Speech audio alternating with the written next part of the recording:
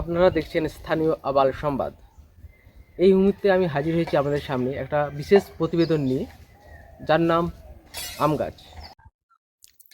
আসলে বসন্তের ঝড়ে কৃষকদের শুধু ধানই ঝরেনি, তার সঙ্গে ঝরে গেছে গাছের কাঁচা আমও। তাই এখন দুপুর হলেও মনে হচ্ছে যেন এক অমাবস্যার রাত, নিস্তব্ধ, নীরব। বাতাসও যেন শব্দ করতে ভয় পাচ্ছে। দর্শকবৃন্দ, এক সময় এই গরমের দুপুর মানেই ছিল এই গাছের নিচে জমজমাট পরিস্থিতি। পাড়া দামাল ছেলে, কিশোরের দল, এমনকি কিছু অভিজ্ঞ কৃষকরাও কৌশলভাবে গাছে ঢিল ছুঁড়ে আম নামাতো, অভিযানে নামতেন। তারপর নুন মরিচ মাখিয়ে চলতো মহাভোজ। কিন্তু আজ পরিস্থিতি সম্পূর্ণ ভিন্ন। আম গাছে একটাও আম নেই, ফলে কিশোরের সমাজে নেমে এসেছে হতাশ। দুপুর দুপুরে আর শোনা যায় না সেই চিৎকার,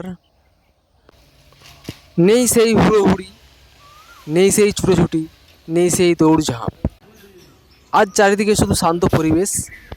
মনে হচ্ছে ঝড় শুধু আমায় মনে হচ্ছে ঝড় শুধু আম ঝরায়নি, ঝরিয়ে দিয়েছে কিশোর বেলার আনন্দ।